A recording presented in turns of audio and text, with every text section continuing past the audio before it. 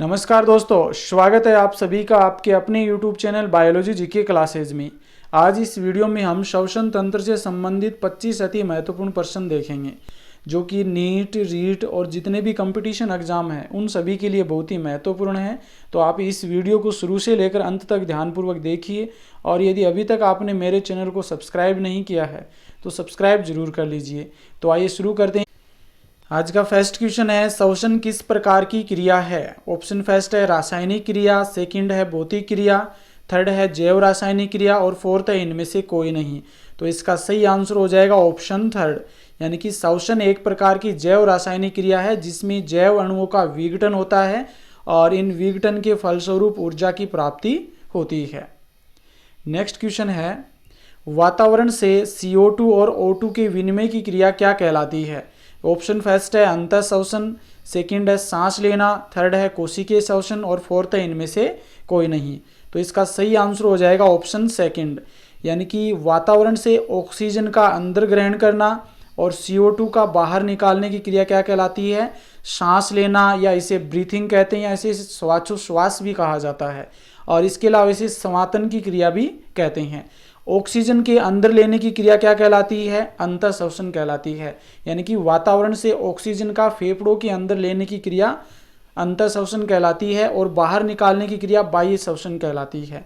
और यह श्वसन की जो क्रिया है जब कोशिका के अंदर होती है, सेल में जब ये श्वसन की क्रिया होती है तब इसे कोशिकीय श्वसन कहते हैं। इसमें ग्लूकोज का विघटन होता है यानी कि ऑक्सीडेशन होता है और जिसके फलस्वरूप ऊर्जा की प्राप्ति होती है और ऊर्जा के साथ में जल व CO2 का निर्माण होता है, यानी कि कोशिकीय श्वसन के द्वारा ऊर्जा की प्राप्ति होती है। ये कोशिका के अंतर्गत होने वाली क्रिया है। नेक्स्ट क्वेश्चन है, श्वसन में प्रयुक्त ऊर्जा है, यानी श्वसन के द्वारा कौन सी ऊर्जा हमें प्राप्त होती है। ऑप्शन फर्स्ट है रासायनिक ऊर्जा, सेकंड है भौतिक ऊर्जा, थर्ड है गतिज ऊर्जा और फोर्थ है विद्युत ऊर्जा। तो इसका सही आंसर ऑप्शन फर्स्ट हो जाएगा, यानी कि श्वसन में जो ऊर्जा प्राप्त होती है वो कौन सी होती है, रासायनिक ऊर्जा। देखो, सामान्यतः जब ग्लूकोज का ऑक्सीडेशन होता है जिससे ATP के रूप में ऊर्जा होती है, तो ATP क्या होते हैं, एक रासायनिक ऊर्जा का ही रूप होती है, यानी कि हमारे शरीर में ऊर्जा की जो मुद्रा होती है उसे हम ATP कहते हैं और इसकी फुल फॉर्म हो जाएगी एडिनोसिन ट्राईफॉस्फेट। इसके साथ में जल का निर्माण होता है और साथ में CO2 का निर्माण होता है। नेक्स्ट क्वेश्चन है, कोशिका में भोजन के ऑक्सीकरण से ऊर्जा प्राप्त करने की क्रिया क्या कहलाती है। कोशिका में भोजन के ऑक्सीकरण से ऊर्जा प्राप्त करने की क्रिया क्या कहलाती है, अभी मैंने आपको बताया था। तो इसका सही आंसर क्या हो जाएगा, कोशिकीय श्वसन, यानी कोशिका में जब भोजन यानी कि ग्लूकोज का ऑक्सीकरण होता है जिसके फलस्वरूप ऊर्जा की प्राप्ति होती है, इस क्रिया को हम क्या कहते हैं, कोशिकीय श्वसन कहते हैं। नेक्स्ट क्वेश्चन है, ऑक्सी श्वसन से संबंधित असत्य कथन है, यानी कि इसमें आपको असत्य कथन छांटना है। किससे संबंधित, ऑक्सी श्वसन से संबंधित। ऑप्शन फर्स्ट है ऑक्सीजन की उपस्थिति में, सेकंड है ऑक्सीजन की, ये हो जाएगा अनुपस्थिति में, सॉरी सेकंड वाला जो ऑप्शन है ये हो जाएगा ऑक्सीजन की अनुपस्थिति में, थर्ड है अंतिम उत्पाद जल व CO2 और फोर्थ है 686 किलो कैलोरी ऊर्जा प्राप्त होती है। तो इसका जो आपका आंसर होगा वो हो जाएगा सेकंड वाला, क्योंकि इसमें उपस्थिति की जगह अनुपस्थित होगा ऑक्सीजन की अनुपस्थिति में। देखो, श्वसन सामान्यतः दो प्रकार का होता है, एक तो ऑक्सी श्वसन होता है और एक अनॉक्सी श्वसन होता है। ऑक्सी श्वसन जो होता है ये ऑक्सीजन की उपस्थिति में होता है, इसमें ग्लूकोज का विघटन होता है और ग्लूकोज के विघटन से 686 कैलोरी ऊर्जा की प्राप्ति होती है, साथ में जो अंतिम उत्पाद है उसमें जल और CO2 बनता है।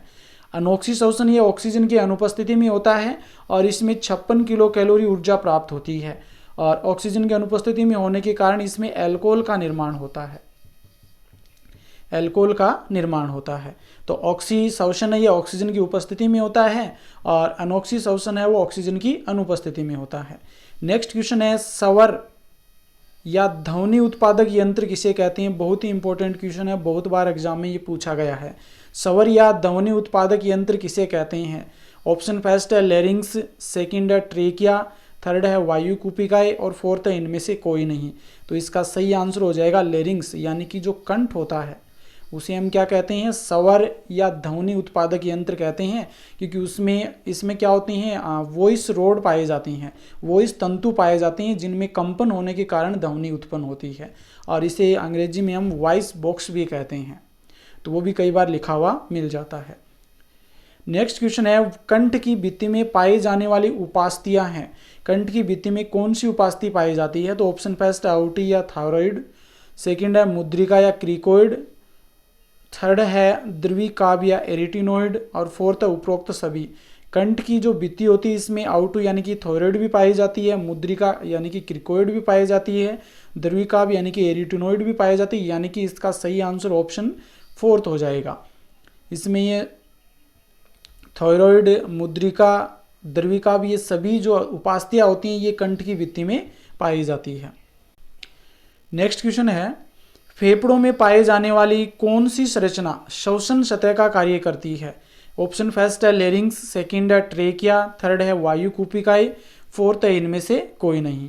तो इसका सही आंसर हो जाएगा ऑप्शन थर्ड, यानी कि वायु कूपिकाई या फिर एल्वुलाई जो होती हैं ये फेफड़ों में श्वसन सतह के रूप में कार्य करती है। एल्वुलाई यानी कि वायु कूपिकाएं और रुधिर केशिकाओं के मध्य गैसों का विनिमय होता है। नेक्स्ट क्वेश्चन है, मानव फेफड़े की स्थिति क्या होती है?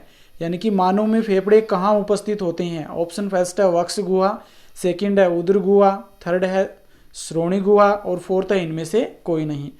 तो इस क्वेश्चन का आंसर देने से पहले हम एक चीज़ को यहाँ पर समझ लेते हैं कि मान लीजिए ये ह्यूमन हो गया और इसके मध्य जो होती है ये वाली एक गुहा पाई जाती है जिसे हम सिलोम कहते हैं, और इसके मध्य एक डायफ्राम पाया जाता है। डायफ्राम पेशी अंग होता है, डायफ्राम पाया जाता है जो इसको दो भागों में बांटता है। ऊपर वाला कहलाता है वक्ष गुहा और नीचे वाली गुहा कहलाती है उदर गुहा, और इसके नीचे यहाँ पर जो गुहा होती है उसे हम श्रोणि गुहा कहते हैं।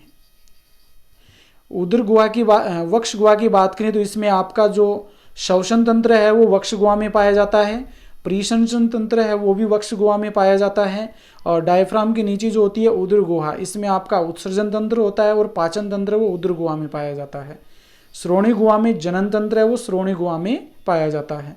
तो इसका सही आंसर आपका कौन सा हो जाएगा? ऑप्शन फर्स्ट हो जाएगा कि मानव के फेफड़े हैं वो वक्ष गुहा में पाए जाते हैं, जबकि उदर गुहा में उत्सर्जन तंत्र और पाचन तंत्र पाया जाता है, श्रोणि गुहा में जनन तंत्र होता है। नेक्स्ट क्वेश्चन है, वक्ष गुहा को उदर गुहा से अलग करने वाला पेशी अंग है। यह अभी हमने बात की थी, इसका सही आंसर आपका हो जाएगा ऑप्शन फर्स्ट, यानी कि तन्नुपट, या इसे हम डायफ्राम भी कहते हैं।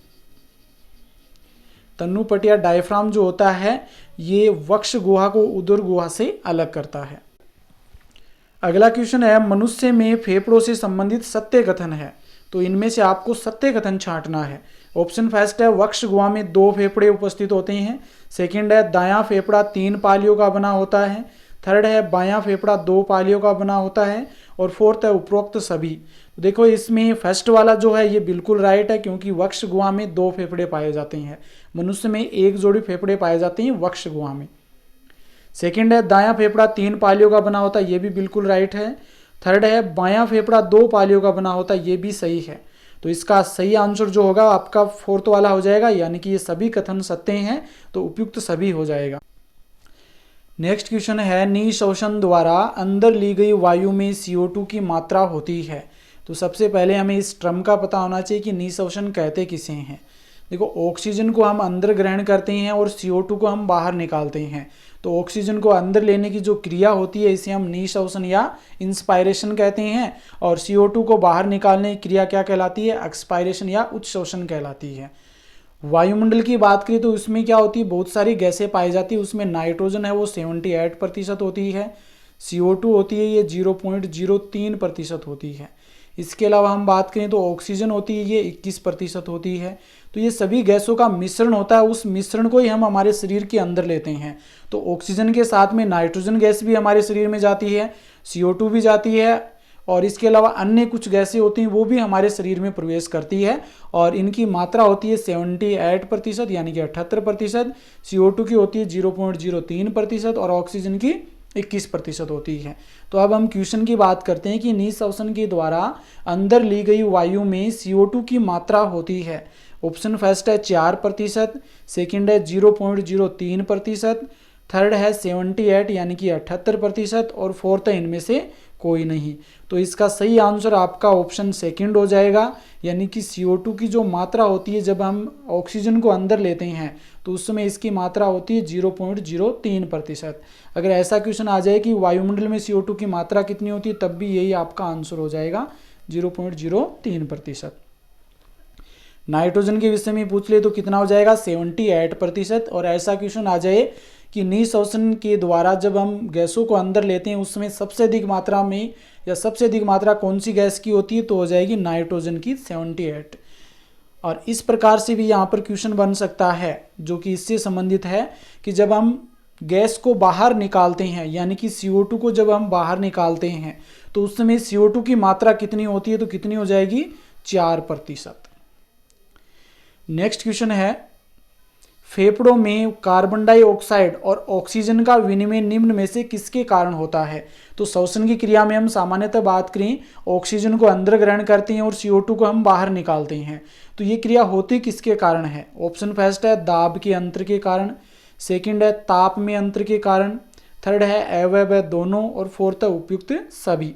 तो इसका सही आंसर हो जाएगा ऑप्शन फर्स्ट, यानी कि फेफड़ों में और जो वायुमंडल है इन दोनों में दाब में जो परिवर्तन आता है उस दाब के कारण है ऑक्सीजन और कार्बन डाइऑक्साइड का विनिमय होता है या फिर गैसों का विनिमय होता है। नेक्स्ट क्वेश्चन है, मानव शरीर में सर्वाधिक ऑक्सीजन का परिवहन किसके द्वारा होता है। यानी कि गैसों का जब विनिमय होता है तो उसमें CO2 और जो ऑक्सीजन होती है ये मुख्य गैसें होती हैं। CO2 को हम बाहर निकालते हैं और ऑक्सीजन को हम अंदर लेते हैं। तो ऑक्सीजन का सर्वाधिक परिवहन किसके द्वारा होता है। ऑप्शन फर्स्ट है प्लाज्मा के द्वारा, सेकंड है हीमोग्लोबिन के द्वारा, थर्ड है बाइकार्बोनेट के रूप में, और फोर्थ है इनमें से कोई नहीं।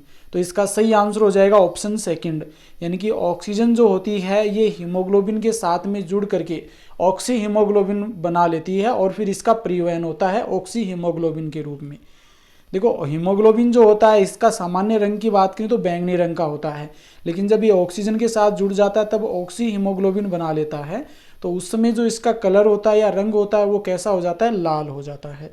तो ये बहुत ही महत्वपूर्ण क्वेश्चन है कि मानव शरीर में सर्वाधिक ऑक्सीजन का परिवहन किसके द्वारा होता है, तो हीमोग्लोबिन के द्वारा होता है। नेक्स्ट क्वेश्चन है, अनोक्सी श्वसन की प्रक्रिया कहाँ संपन्न होती है। ऑप्शन फर्स्ट है माइटोकॉन्ड्रिया, सेकंड है कोशिका द्रव्य, थर्ड है गोल्जिकाए और फोर्थ है केंद्रक। तो इसका सही आंसर हो जाएगा ऑप्शन सेकंड, यानी कि अनोक्सी श्वसन की जो क्रिया होती है जो कि ऑक्सीजन की अनुपस्थिति में होती है, ये क्रिया कोशिका द्रव्य में संपन्न होती है। जबकि ऑक्सी श्वसन की बात करें तो ये माइटोकॉन्ड्रिया और कोशिका द्रव्य दोनों में संपन्न होती है। नेक्स्ट क्वेश्चन है, अनोक्सी श्वसन में ग्लूकोज के एक अणु के ऑक्सीकरण से कितने एटीपी अणुओं का निर्माण होता है। अनोक्सी श्वसन मतलब ऑक्सीजन की अनुपस्थिति में जब ग्लूकोज के एक अणु का ऑक्सीकरण होता है तो हमें कितने एटीपी के अणु प्राप्त होते हैं। ऑप्शन फर्स्ट है 36 एटीपी, सेकंड है 2 एटीपी, थर्ड है 38 एटीपी और फोर्थ है 8 एटीपी।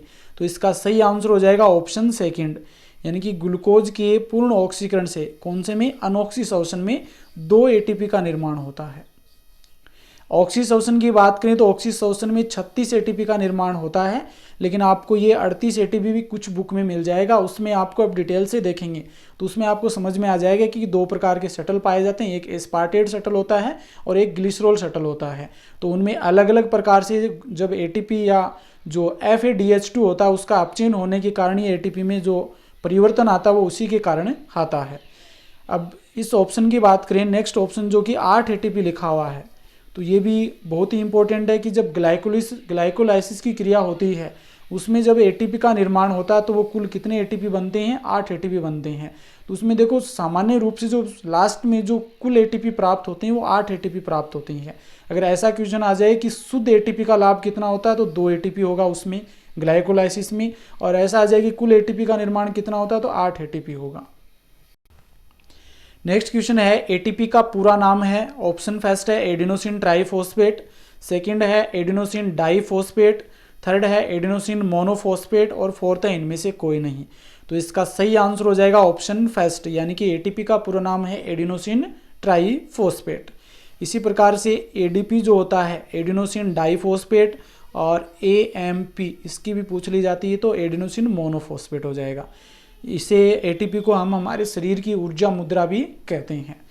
नेक्स्ट क्वेश्चन है, इनमें से किसे ईएमपी पाथवे कहा जाता है? EMP pathway. ऑप्शन फर्स्ट है क्रेब्स चक्कर, सेकंड है ग्लाइकोलाइसिस, थर्ड है दोनों, फोर्थ है इनमें से कोई नहीं। तो इसका सही आंसर जो होगा वो होगा ग्लाइकोलाइसिस। ग्लाइकोलाइसिस को हम ईएमपी पाथवे भी कहते हैं। ये इनकी खोजकर्ता के नाम है। ए का मतलब एम्बर्डन, एम का मतलब है मेयरहाफ और पी का है पार्नेस। और क्रेब्स चक्र की खोज वो हेंसलेट क्रेब नामक वैज्ञानिक ने की थी। नेक्स्ट क्वेश्चन है, अनोक्सी श्वसन की प्रक्रिया कहाँ संपन्न होती है? क्वेश्चन पहले आ चुका, तो इसका आंसर हम बात कर लेते हैं कोशिका द्रव्य में। सेकंड बात करें तो अनोक्सी श्वसन में ग्लूकोज के एक अणु के ऑक्सीकरण से कितने एटीपी अणुओं का निर्माण होता है? ये भी पहले आ चुका है, तो 2 एटीपी अणुओं का निर्माण होता है। नेक्स्ट है, क्रेब्स चक्र कहाँ संपन्न होता है? बहुत ही महत्वपूर्ण क्वेश्चन है और बहुत बार कंपटीशन एग्जाम में पूछा गया है। ऑप्शन फर्स्ट है माइटोकॉन्ड्रिया, सेकंड है केंद्रक, थर्ड है कोशिका द्रव्य और फोर्थ है गोल्जी इकाई। तो इसका सही आंसर हो जाएगा ऑप्शन फर्स्ट, यानी कि क्रेब्स चक्र है वो माइटोकॉन्ड्रिया में संपन्न होता है। देखो यहाँ पर क्वेश्चन ऐसा आ जाता है कि ऑक्सी श्वसन कहाँ संपन्न होता है, तब ये दोनों ही ऑप्शन हो जाएंगे माइटोकॉन्ड्रिया और कोशिका द्रव्य। अनोक्सी श्वसन पूछ लिया जाए तो इसका आंसर हो जाएगा कोशिका द्रव्य। नेक्स्ट क्वेश्चन है, ऐसा कौन सा अंग है जो भोजन को श्वास नली में जाने से रोकता है? यानी कि हमारी जो ग्रसनी होती है आगे जाकर के 2 भागों में बट जाती है। एक जाता है आपका फूड पाइप यानी कि गर्शिका में, और एक चला जाता है श्वास नली में। तो यहाँ पर एक ढक्कन पाया जाता है जिसे हम कहते हैं एपिग्लोटिस। एपिग्लोटिस, जो ये वाला भाग है इसे हम ग्लोटिस कहते हैं और ये वाला भाग है जिसे हम गलेट कहते हैं। तो एपिग्लोटिस जो होता है ये ग्लोटिस को ढकने का काम करता है। तो जब हम भोजन वगैरह करते हैं तो उसमें श्वास नली को ढकने का कार्य कौन करता है? एपिग्लोटिस करता है। तो कौन सा हो जाएगा? भोजन को श्वास नली में जाने से कौन रोकता है? एपिग्लोटिस।